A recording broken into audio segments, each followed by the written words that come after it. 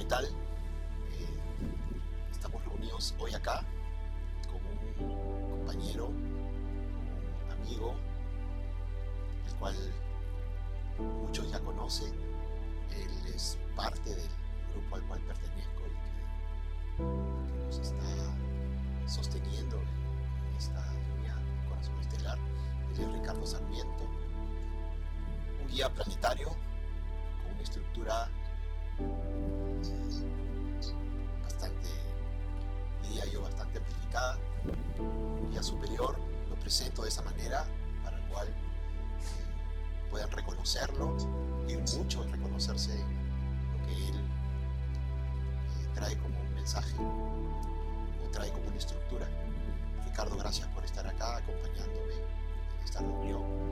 Hoy inicio este ciclo de conversatorios contigo y con un tema muy interesante, un tema que se escoge a partir de lo que significarían los patrones mentales, cómo la mente mueve desde la neuroplasticidad ideas y pensamientos y los transforma en patrones, y cuántos de esos patrones y rutinas mentales nos han estancado o de alguna manera nos han proporcionado una posibilidad muy mínima de movernos hacia otro tipo de experiencias. Comenzaría agradeciéndote de antemano y preguntándote cómo es que tú crees, consideras que esos patrones mentales se anclan en la mente, y por qué la mente hoy es el órgano controlador que gobierna muchísimos seres, y eso los estanca en rutinas, en patrones, en creencias, en ideas, en juicios. ¿Cuál es tu consideración? Como siempre, es un gusto compartir contigo. Gracias por la invitación, gracias por abrir este espacio que nos permite compartir información para que muchos tengan la oportunidad de reconectar, para que muchos tengan la oportunidad de recordar y recordarles que esta es una información que yo comparto desde mi experiencia, desde mi punto de observación. Pero lo más importante es que cada quien debe construir su verdad. Así que, dicho esto, vamos a entrar en un tema súper interesante, que es la mente. La mente como tal fue diseñada con un propósito. El propósito principal de la mente es descubrir una ruta de regreso. Como ese es su propósito principal, la mente va a entrar siempre en una programación para ejecutar programas que le permitan a la conciencia y al ser conectar con su divina esencia.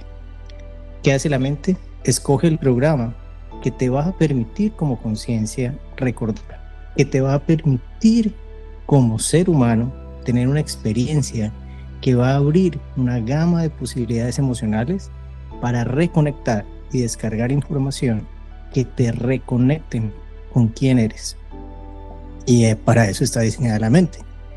Lo que sucede es que nosotros como esencia, en este holograma en el que estamos, a veces nos cuesta mucho trabajo integrar la información. Y cuando empezamos a entrar en esos ciclos donde estamos recibiendo, estamos transitando, estamos recibiendo el paquete de datos, pero no lo retenemos, la mente se encarga de repetir ciertos ciclos, se encarga de repetir ciertos patrones, con el único propósito que llegue un momento donde el corazón genere una apertura, una expansión y una integración de todo ese proceso emocional. Y entonces empecemos a transmitir quién somos en este holograma. En otras palabras, manifestar nuestra divinidad en esta realidad. ¿Dirías entonces que, siendo la mente una interfase que nos permite recibir la información para que los programas ojos se aperturen y podamos vivir la experiencia. Ha sucedido que la mente para muchos funciona más rápido que el corazón, y al funcionar más rápido que el corazón, lo digo en ese sentido, ¿no? Cuando alguien se enfoca en algo, si tú te enfocas en algo, lo que sea, ese enfoque te genera una idea, un pensamiento. Ese pensamiento inmediatamente, voluntaria o involuntariamente, te genera un juicio sobre esa experiencia. Y a través de ese juicio, de la experiencia que supiste, que viviste, creaste ya un patrón. Y para muchos es muy complejo salir de la idea o juicio que se hicieron sobre esa experiencia. ¿Cómo lo ves tú? Digamos que lo primero es recordar que cada órgano en el cuerpo humano o en el avatar humano tiene un propósito muy específico. Lo que ha sucedido es que a través de millones y millones de evolución o involución, se le ha otorgado a la mente un rol preponderante, un rol por encima de su diseño original. Y entonces digamos que nuestra brújula, nuestro rumbo, empezó a ser absolutamente sesgada por ese direccionamiento mental. Si lo miramos a nivel de frecuencias, la mente, la parte de la estructura mental del ser, es un componente totalmente eléctrico desde el punto de vista de creación, de manifestación, pero le falta el componente magnético, le falta el componente femenino, le falta el componente que lo vuelve unidad, y ese es el corazón. Entonces, siempre que exista un desbalance entre los dos componentes, porque al final lo que se busca es esa danza, esa armonía, ese equilibrio de la mente y el corazón en perpetuidad. Eso es lo que nos permite transitar la realidad desde una experimentación diferente. El exceso de cualquiera de los dos resulta en una experiencia o muy mental o demasiado emocional. Ha sucedido que el ser humano como tal se ha quedado anclado en ciertos patrones porque es cómodo, porque es fácil, y porque también es fácil para otros seres direccionar a muchos creando unos patrones mentales. Cuando yo genero a nivel de sociedad estructuras y patrones muy específicos y tengo muchos seres siguiendo esos patrones, pues es fácil direccionar a las masas. Y ahí hay un diseño a nivel de colectivo que también es muy interesante, pero sigue honrando un componente muy mental.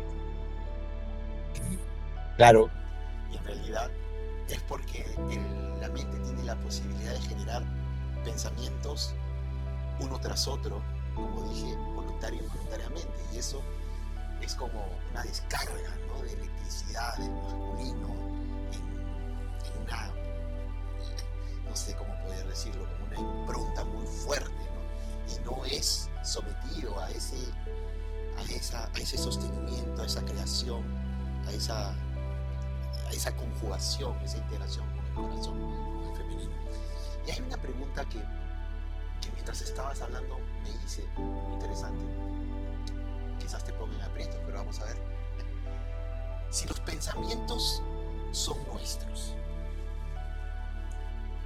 y estamos generando pensamientos todo el tiempo, muchos se anclan y pueden manifestarse en la realidad por un trabajo que se viene haciendo desde el sostenimiento, desde el sentir. Otros también se manifiestan desde una densidad mucho mayor. Cuando desencarnamos, ¿qué sucede con esos pensamientos? Con esa enorme masa crítica de tantos pensamientos que se han movido en el colectivo. ¿A dónde van? ¿A dónde consideras que estos pensamientos, como energía, como éter, van? Me preguntaba eso. Es una pregunta bien interesante. Cada vez que tú generas un pensamiento, estás generando una descarga, una movilización energética con una dirección. La dirección es la intención. En el momento que un ser, digamos, trasciende y ya no está en este holograma, pues esa dirección termina. Ese vector de aceleración ya no existe porque ya no hay un ser, digamos, un cuerpo físico que esté soportando la dirección de ese pensamiento. Entonces, como en el universo todo es frecuencia, energía, simplemente esa frecuencia, esa energía entra en un punto cero de creación y vuelve a facilitarse para otro ser que quiera crear algo. Uy, qué interesante. Entonces, de alguna forma como que se resetea esa intención, esa creación y vuelve al punto cero. Muy interesante. Realmente lo que estás diciendo es que muchas de esas frecuencias de pensamiento se resetean y pueden ser usadas por seres que puedan estar anclados en el cuerpo físico para una intención básicamente que pueda estar en la misma frecuencia. Muy interesante eso porque nos abre todo un espectro. Ahora, por otro lado, ¿cómo identificar esos patrones, ¿no?, que se convirtieron en rutinas que incluso sabiendo que nos estancaban, no accionamos de otra forma? Esto está lo veo muy cercano con lo que hoy se maneja como la procrastinación. No sé si has escuchado ese término, ¿no? Es el dejar para mañana algo que puedes hacer hoy. En realidad se está moviendo a este nivel muchos programas, no solo a nivel espiritual, sino a nivel laboral, el tema de la procrastinación, el tema de caer en la rutina, caer en el patrón y, como tú dices, entrar en una zona de confort. Incluso esa zona puede ser densa para nosotros y generarnos una situación, ¿no?, de inconformidad, ¿no?, de desasosiego, pero igual decidimos no mover y accionar desde ningún punto y contenernos ahí. ¿Cómo es que esto se gesta? Te voy a dar esa respuesta, voy a cerrar un poco el tema anterior muy brevemente, y es que toda la energía creadora está en un punto cero infinito. Infinito, fuente infinita. Entonces, desde ese lugar es donde tenemos la posibilidad de materializar y crear, darle forma a nuestro pensamiento. Básicamente esos pensamientos de esos seres que trascienden vuelven a ese mismo punto de origen, que es infinito.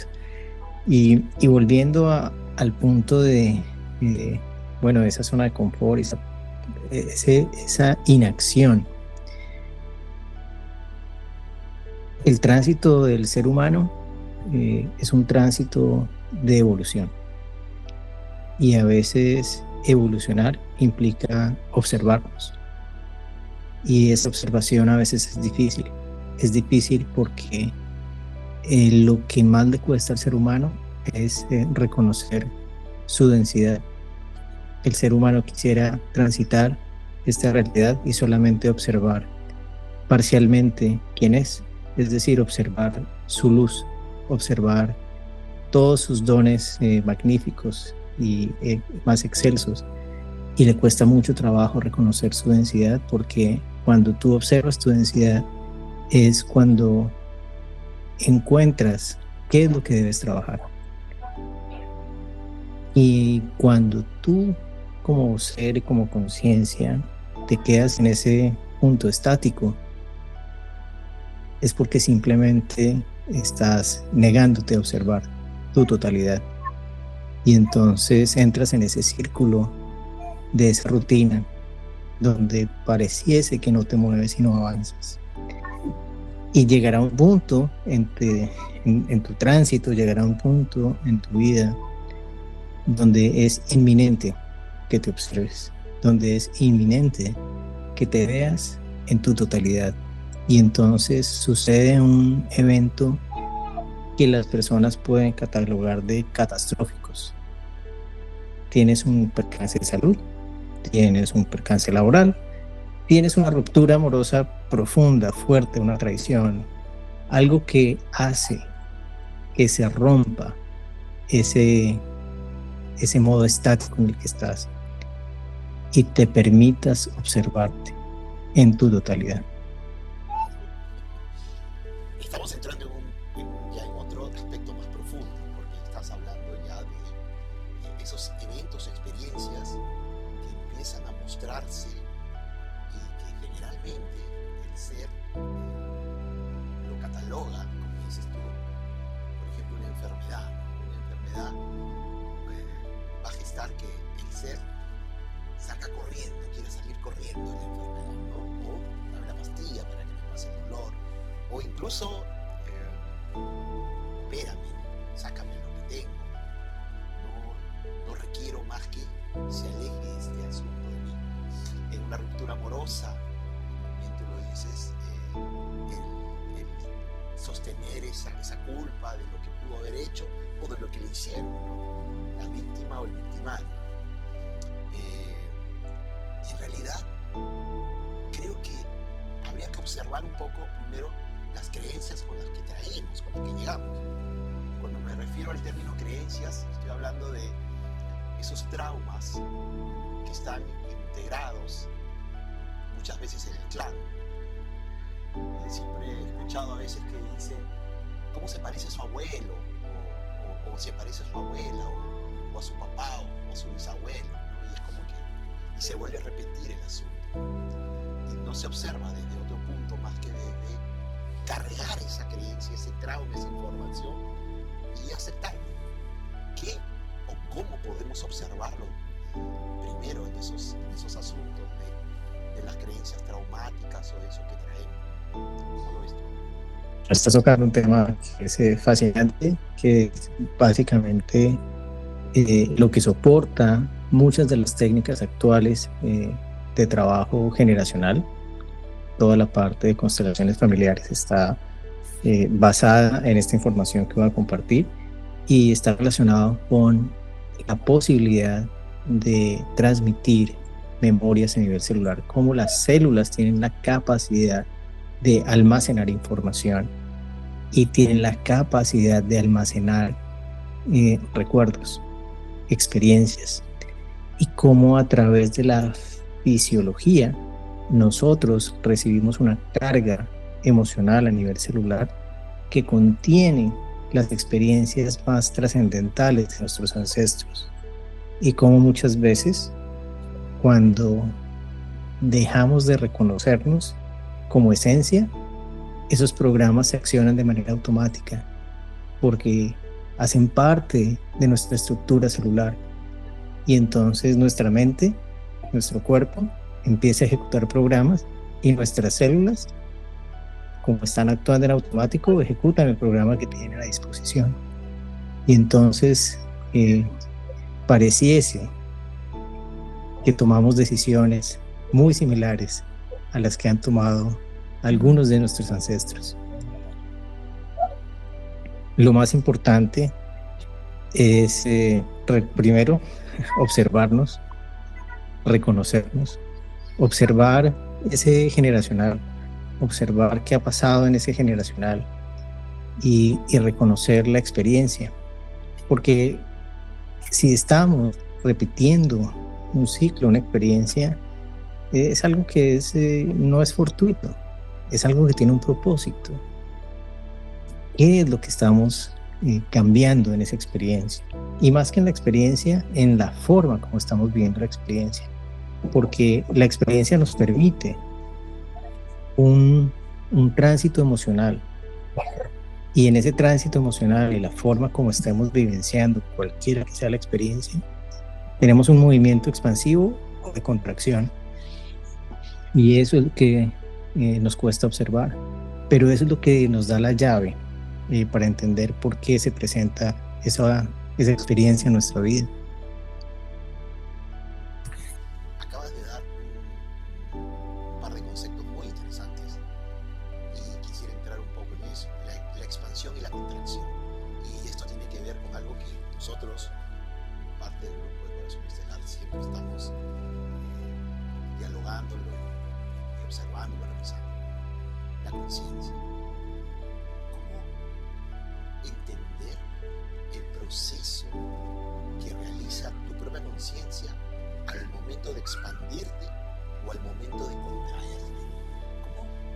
¿Cómo podemos observarlo? ¿Desde qué punto podemos entender cuándo nuestra conciencia decide expandirse o cuándo nuestra conciencia ha decidido netamente contraerse? ¿Cómo lo podríamos identificar, querido Ricardo?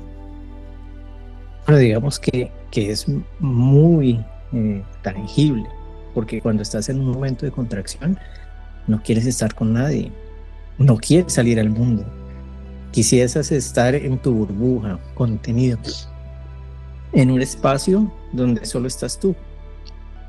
Y lo que está pasando es que todo tu ser está como compactándose. Tu esencia se está absolutamente anclando a este holograma y te sientes pesado, te sientes denso, porque ese es el movimiento de contracción. Es un diseño que permite a la conciencia anclarse en la materia y es muy físico, muy tangible. Te sientes, o sea, es como un movimiento lento, pausado. Ahora, cuando estás en un modo de expansión, es como que te sientes liviano, como que te mueves fluido, como que tienes la posibilidad de observar la totalidad del universo. Claro, pero ¿y consideras que cuando podemos estar en un momento de contracción, como bien lo has identificado, observado, detallado, podría la conciencia automáticamente explosionar y expandirse? ¿Puede suceder eso también, que a veces nos contraigamos tanto que sucede esa posibilidad? Digamos, para verlo con un ejemplo, imagínate la respiración. La respiración es ese mismo movimiento. Necesita las dos. Y a medida que tienes movimientos de contracción, tu expansión puede ser un poco más grande. O tu contracción hace que tu expansión sea más corta. Pero eso solo depende del ser, es decir, los dos son absolutamente necesarios para transitar esta realidad y muchas realidades multidimensionales. Solo que de la forma como la transitemos, podemos tener espacios más largos de contracción y expansiones más cortas, o digamos, un movimiento muy balanceado, o mucha expansión y poca contracción. Entonces tienes seres que todo el tiempo están como en otra realidad y les cuesta mucho trabajo anclarse en este holograma. Al final, lo importante no es el cómo, sino es el por qué y por qué estás transitando esta experiencia de esa forma y qué te permite aprender de ti. Interesante. Yo quería hacerlo solamente mientras se desenvuelve esta conversación, este diálogo. Estamos en esta reunión intentando llegar. Sé que la frecuencia de Ricardo es una frecuencia muy profunda. Si se han dado cuenta, para los que puedan observarlo, identificarlo, siempre que él emite una idea, un propósito de lo más profundo, trae un nivel de códigos muy profundo, porque te deja en una especie de, vamos a decirlo de esta manera, de una tranquilidad y parsimonia que te permite ese silencio anclar lo que él está moviendo. Y para mí es muy interesante esto que se da, porque estamos llegando vamos a llegar a seres que de alguna manera ya están transitando esos nuevos códigos. Por eso siento que la compañía con Ricardo acá en esta reunión es fundamental para que pueda abrirse el espectro del nivel de frecuencia que él viene a traer. Ricardo, ¿cómo podemos lograr esa transformación personal? ¿Cómo transformar la rutina, cómo transformar el patrón. Muchos aún entienden a la observación como una acción desde el no hacer. Y el patrón mental inmediatamente salta y los agarra del cuello y les hace volver a sentir que el hacer es lo principal, ¿no? Porque hemos estado durante mucho tiempo creyendo que el hacer hace el ser. ¿Cómo crees que podemos gestionar una transformación profunda? Como bien lo dices, la observación es un proceso activo. Activo en el sentido que en todo momento tienes la oportunidad de tomar una elección. Ahora, ¿desde qué lugar estás tomando cada elección? ¿Y cómo estás viviendo cada elección? Eso es la observación. ¿Qué emoción está surgiendo ante cualquier situación? Y en tu día a día te vas a dar cuenta de una cantidad de experiencias que te permiten identificar quién eres. Porque al final lo que estamos vivenciando es recordando quién somos. Y eso es lo más difícil. Si tú pudieses levantarte en la mañana y tener una certeza, 100% de certeza de quién eres, te aseguro que no estarías acá.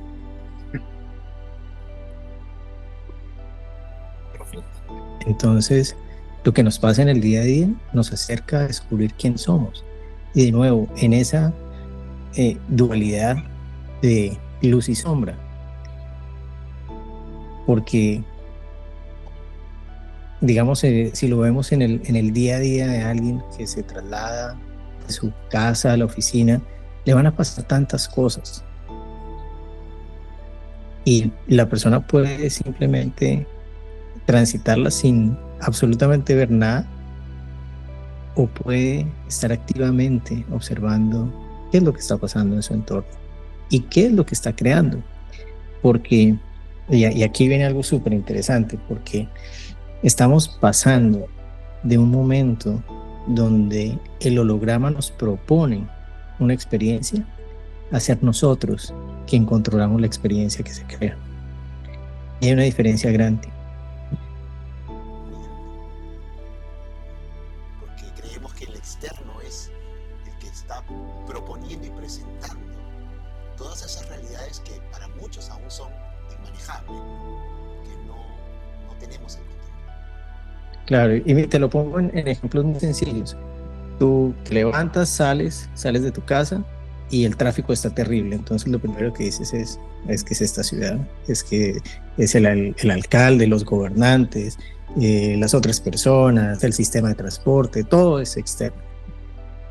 Bueno, y si eso lo creaste tú. Y si creaste salir y encontrarte con un tráfico absolutamente denso, estático, para tener una experiencia diferente. Presten atención a lo que está diciendo. Muy interesante, ¿no? Porque lo que está diciendo Ricardo es que en realidad nosotros somos los actores de esas realidades que se están creando, pero le estamos entregando afuera esa creación, conceptos. Porque la gente quiere saber, quiere identificar verdaderamente. Cuando te refieres al holograma, ¿a qué te estás refiriendo? Para mí el holograma es esta manifestación de la materia donde vivimos. Y en este momento la llamamos planeta Tierra. Perfecto. Y este holograma funciona independientemente de nosotros, o nosotros somos los que estamos moviendo esta interfuncionalidad. Pues lo más interesante es que tiene las dos posibilidades. Si tú eliges estar en un rol pasivo, el holograma te propone. Porque el holograma necesita, digamos, continuar, subsistir, existir. Porque es decir, si tuviéramos un diseño donde si no hay movilización desde el ser, no hay creación, pues automáticamente hay una disfuncionalidad y una destrucción. Ricardo, con esto te estás tirando abajo muchísimas, espirituales o propagandas y panfletos espirituales, porque si tú estás diciendo que nosotros estamos permitiendo que el holograma, al no accionar, que el holograma siga moviéndose, entonces las naves, las guerras, la separación, los implantes, las razas negativas que nos hicieron, que nos controlaron, que nos movieron, todos esos aspectos en realidad son parte de una autorización o una co-creación de nosotros mismos hacia esa realidad que tenemos que vivir. No está afuera, desligada de nosotros, entonces. Está absolutamente relacionada. Es una creación de nuestra esencia en otra dimensionalidad. ¿Y tiene algún propósito eso? ¿Tendría algún propósito? Siempre, porque el propósito es reconectar con la fuente. Ese es el único propósito que tiene la conciencia: experimentar y volver a la fuente. Interesante. Acabas de decir nuevamente una palabra que tiene que ver mucho con lo que nosotros hacemos. ¿Cómo encaja esto en la conciencia? Porque de alguna manera resistirnos hacia algo es persistir hacia eso. Incluso tratar, ¿no? Buscar. Tú y yo hemos tenido muchas conversaciones con nuestros compañeros, también con los chicos. Tratar de crear algo, incluso es resistir esa verdadera creación. ¿Cómo lo podríamos encuadrar, ¿no? Esto de gestar la resistencia hacia algo que en realidad estás persistiendo. Y también esa necesidad de crear. ¿Pero desde dónde? Es que hay que tener muy presente que la creación está limitada a nuestra conciencia. ¿A qué tan incorporada está nuestra conciencia? Entonces, yo puedo crear una realidad totalmente sesgada. Y esa es la realidad que voy a vivir. Puedo crear una realidad de separación y esa es la realidad que voy a experimentar, una experimentación desde la separación. O puedo crear una realidad desde la unidad y entonces mi experiencia es desde la unidad. Y lo vivo en varias situaciones y puedo estar en el mismo país, en la misma ciudad y vivir realidades absolutamente diferentes. Es más, puedo estar trabajando hasta en el mismo lugar y dos seres pueden estar teniendo realidades totalmente opuestas. Es muy interesante. Claro, recuerdo que hablábamos eso algún tiempo. Dos seres parten del mismo punto, del mismo lugar, de la misma línea de tiempo, del mismo país, incluso de la misma ciudad, parten a distintas experiencias porque ellos así lo decidieron y cada uno está viviendo la experiencia desde otro punto de la conciencia y están en las mismas condiciones, solo que han decidido transitar la experiencia cada uno desde un punto distinto. Y entonces, ¿por qué muchos que quieren cambiar esa realidad van por el camino de la resistencia? Y al resistir, persisten. Parte de la resistencia es desconocer esa densidad en ti, porque es que es muy difícil sentar, o sea, digamos, sentarse frente a ti, sentarse frente al espejo y ver toda tu oscuridad. Y tienes que estar dispuesto a hacerlo. Y si no estás dispuesto a hacerlo, pues vas a seguir perpetuando este camino un poco más o durante un tiempo más. Y llegará a un punto donde tienes una experiencia absolutamente radical para que te veas en tu totalidad. Otro punto que me llama mucho hablarlo contigo es esta separación que se ha logrado el mundo espiritual y el mundo material, ¿no? Ahí lo hemos conocido mucho con la religión, sea cual fuere, incluso la medicina occidental, ¿no? Que ha buscado separar el estudio de la materia y el estudio del espíritu, ¿no? Como dos ejes absolutamente opuestos, ¿no? Sin embargo, el cuerpo biológico es como una antena, ¿no?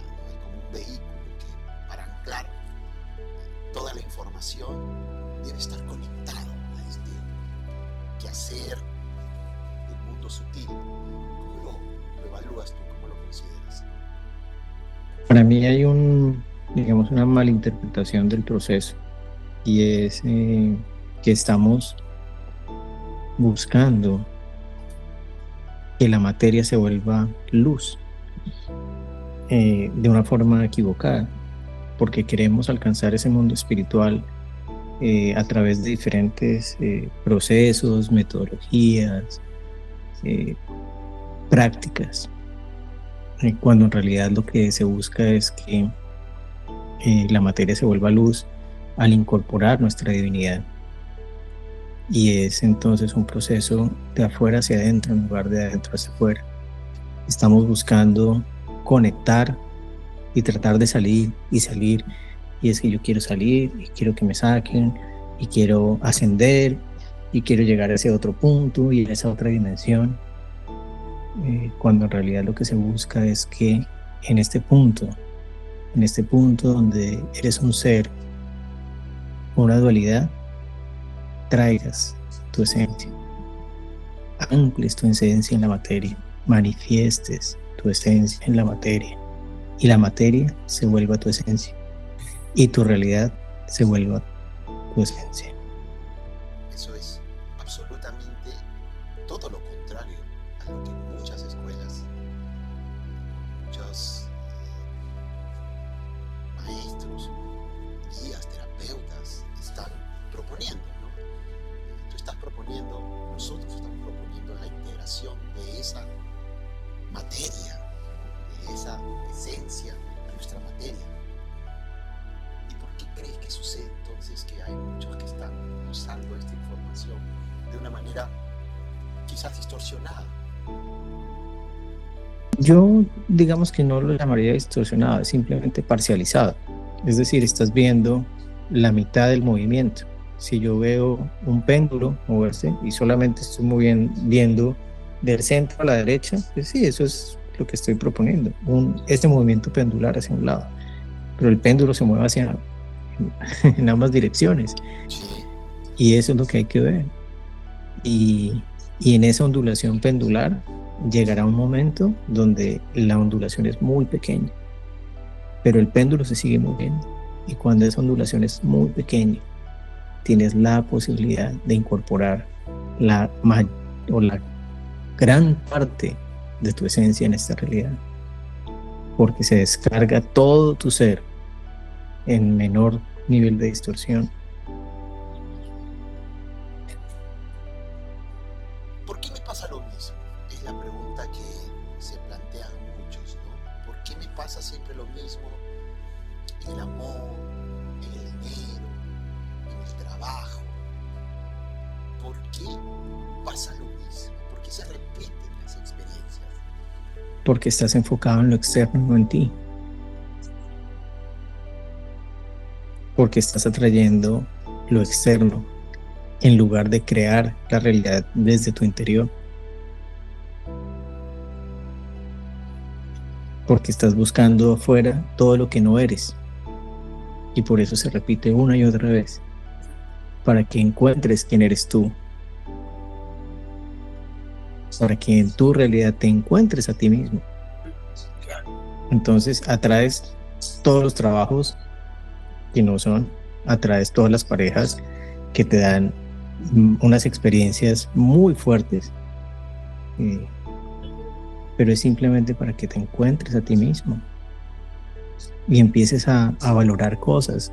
Hay personas que encuentran supuestamente el trabajo ideal y reciben el dinero que quieren recibir, pero no son felices.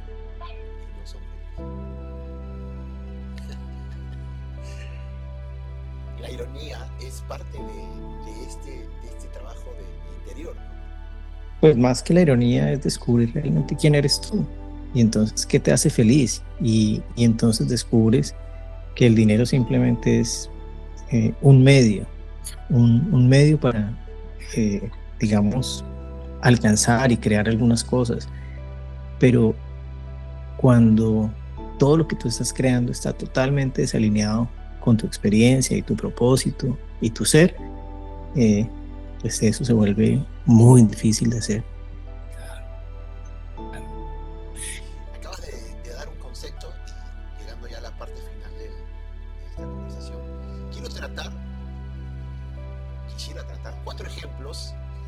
se mueven fuertemente los patrones. Voy a enumerarlos y los vamos a ver uno por uno. El que acabas de nombrar ahorita, el dinero, el éxito, las posesiones y como cuarto el poder. 4 patrones que han movido a la humanidad durante mucho tiempo.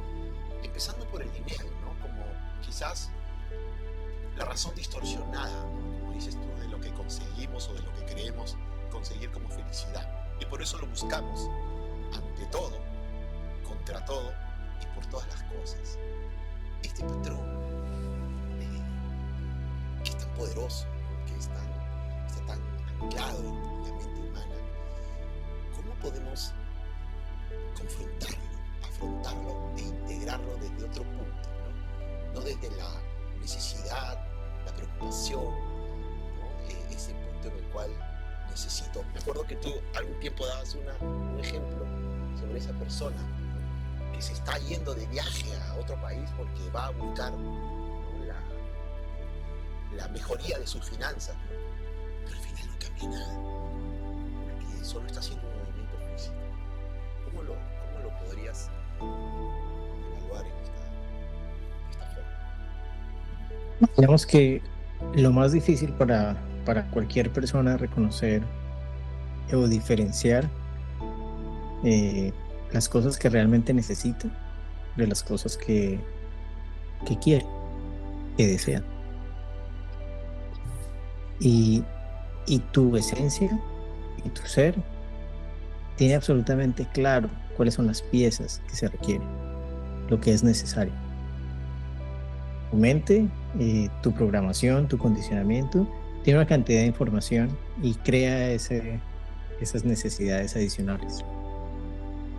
Entonces hay que sentarse y respirar y conectar con ese ser, con esa divinidad, porque a veces de pronto, no sé, no necesitas un vehículo, necesitas una bicicleta, o ni siquiera una bicicleta, te puedes mover en el transporte público.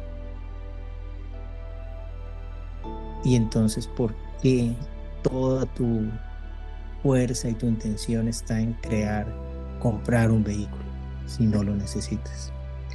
Y eso es lo que sucede. Entonces empezamos a enfocarnos y a gastar energía en algo que está totalmente desalineado con nuestra esencia, totalmente desalineado con nuestro propósito. Porque, ¿qué puede pasar? Te endeudas y compras el carro por encima de todas las posibilidades y pasas trabajos para pagar la deuda con el banco. Y cuando ya tienes el carro, resulta que cambias trabajo y te puedes ir caminando desde tu casa a tu trabajo.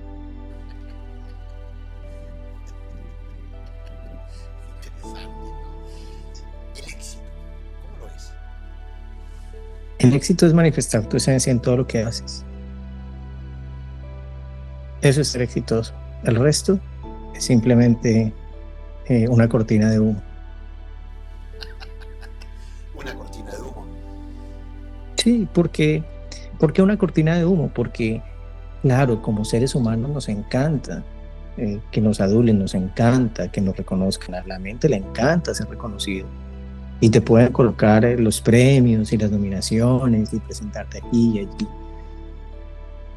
Y si dentro de ti solo hay vacío y soledad y tristeza, ¿es ser eso exitoso? Y las posesiones, Ricardo, ¿por qué perseguimos hoy tanto las posesiones? ¿Por qué es tan importante legar, ¿no? El mundo físico? Estamos tan anclados a esa experiencia.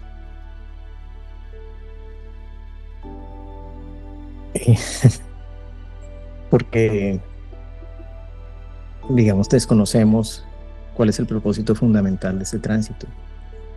Y el propósito fundamental de este tránsito es muy diferente a acumular materia. Eso es lo que son posiciones, es una acumulación de materia. En realidad el tránsito es traer nuestra divinidad y experimentarla y expresarla y vivirla y compartirla. Pero en la acumulación, bueno, es poco lo que se puede compartir, es poco lo que se puede experimentar. Bueno, ha sido una conversación absolutamente profunda con nuestro amigo, querido compañero Ricardo. Diría yo, un verdadero guía que creo que debe ser ya presentado y a nivel amplio, porque su frecuencia está anclándose en muchos ya. Te agradezco infinitamente, mi hermano Ricardo, esta conversación tan profunda que va a llegar a muchos. Unas palabras pequeñas, finales tuyas. Gracias por acompañarnos. Alexis, yo infinitamente agradecido con tu ser. Te veo, te reconozco en toda tu plenitud. Y eso hace vibrar no solo mi corazón, sino el corazón de muchos.